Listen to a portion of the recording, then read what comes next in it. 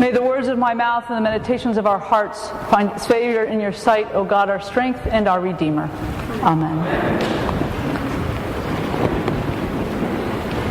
As we get started this morning, I'm going to ask you to do something that Episcopalians don't really like to do.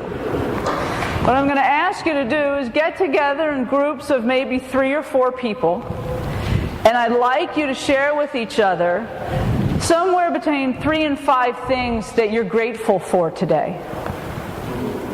So this means that some of you are going to have to move. If you're sitting by yourself, you're going to have to scoot together, get closer to your neighbor, talk with someone who's not just your spouse.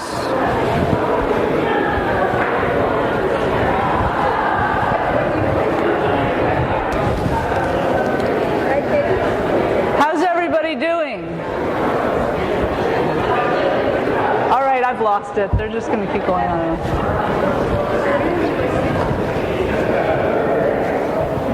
Has everybody gotten a chance to at least talk once?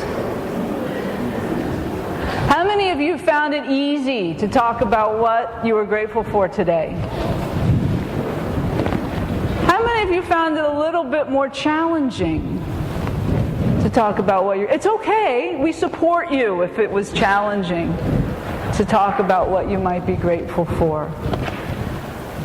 We all go through times in our lives when it's easy to make a list of what we're grateful for. We all go through times in our lives when it's easy to make a long, long list of things that are challenging or hard. Sometimes those things that are challenging or hard overwhelm those lists of what we might be grateful for today.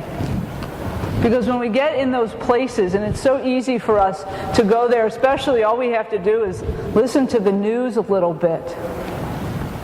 And the lists of what is hard or challenging seem to overwhelm any of what is good or beautiful in what's going on in our world. And they lead us into places of scarcity. They lead us into places where we think we just don't have enough. Things are too hard. And I know that in the time that I've been here, I've had the opportunity to be with some of you who have told me about some of those challenges. Challenges around illness or deaths in your family. Friends who are going through really hard times. I've talked with some of you about the struggles of your family, lost jobs, or only making half of what you were making before, struggling and wondering how you were going to hold your family together, how you were going to keep your house, what was going to happen next. I've heard stories when I was meeting with the preschool board of some of our preschool families who love St. Stephen's Preschool and their children love going here, and their families just cannot afford the tuition any longer because of job losses and jobs cut.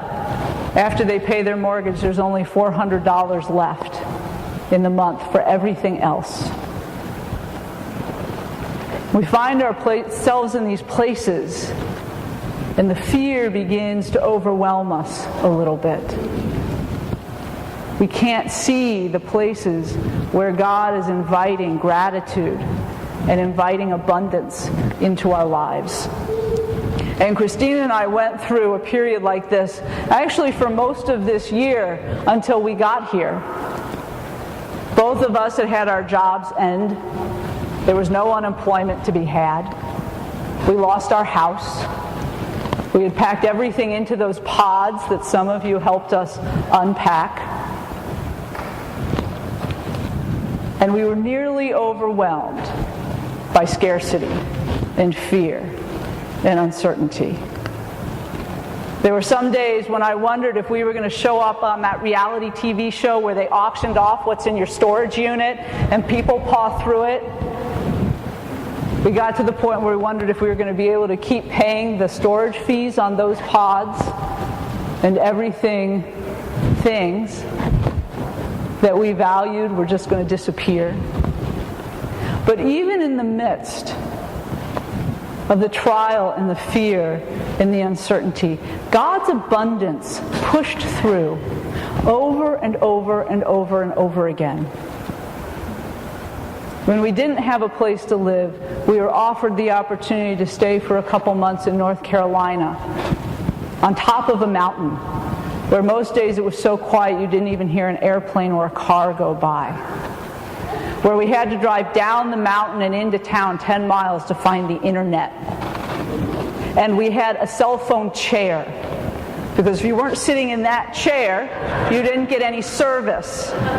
So whenever there was an important phone call or we knew something was coming, we'd sit in our chair and wait for our phone to ring.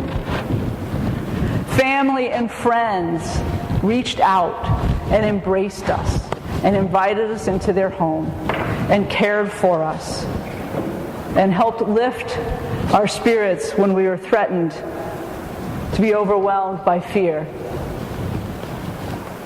When scarcity seemed like that was all there was, God's abundance still broke through. In our gospel lesson this morning, the rich young ruler, his problem was that all he could see then was scarcity. When Jesus said, "Sell what you have and come and follow me," he thought that he was living in abundance. He believed, I have all these things. I must be living in abundance. But what Jesus did was show him that actually he was living in scarcity. And that for all the things that he had, God's abundance could not break through. He could not find God's abundance.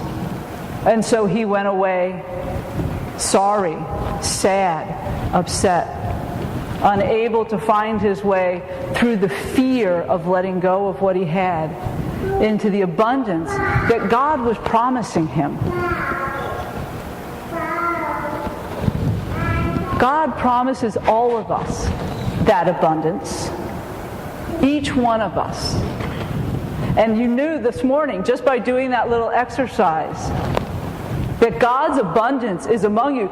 You were talking and talking and talking and talking and talking, sharing with one another the abundance in your life, the ways God has touched you, maybe through another person, maybe through a beautiful day, maybe through God's creation lifting you up. We all know of God's abundance.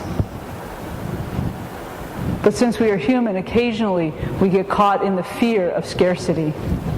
We get caught up in that fear of not enough. We get caught up in that fear of what if. And that fear of what if is strong and palpable and has the capacity to sort of grab us and hang on to us for a while until God's abundance breaks through again.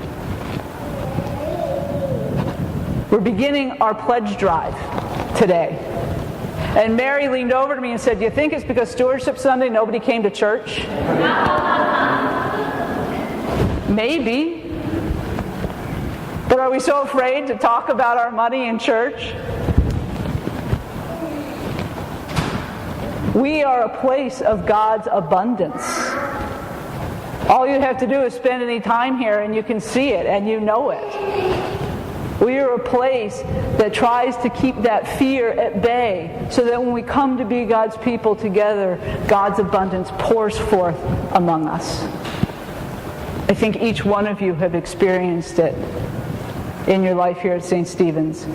Christine and I have experienced it in the short time we've been here, that God's abundance shows forth from this place over and over and over again. As we go into this stewardship season, I invite you to reflect on God's abundance. One of the things that's notable about St. Stephen's is only a little over half of our households pledge. And that number is really low. It's more common for 70 to 80% of households to pledge in a parish. And here, maybe 55% of our households pledge. Pledging is not about dollar amounts. Pledging is about acknowledging God's abundance and the way that abundance lifts you up and carries you through your life. It invites us more deeply into God's abundance and God's heart and the place that God has for each of us. So the pledge packet is going to come to you in the mail this week. Please open it. Please read it. If you're one of those people like me who sorts your mail standing next to the recycling bin, please put this piece of mail on the table and not in the recycling bin. You're also going to get a phone call in the next couple of weeks. There's a whole group of parish leaders who have volunteered to call every household in the parish, not to badger you about your pledge, but to solicit your feedback on St. Stephen's. What is life-giving and growing for you? Where have you found God's abundance here? Where are the places that you think we might do better? Are there ministries that you would like to see this parish begin to engage in as we continue to imagine God's mission and ministry in this place? Those people are going to invite you into a conversation, coffee or on the phone. Please take their phone calls.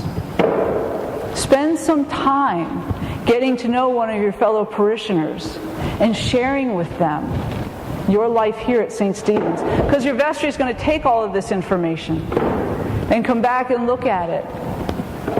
And we're going to bring that forward in our life together. Our lives are so abundant. And unlike that rich young ruler, we don't need to walk away sad. Because we are a people that continue to walk in abundance and not in scarcity. We are not a people of fear. We are a people of hope. Amen.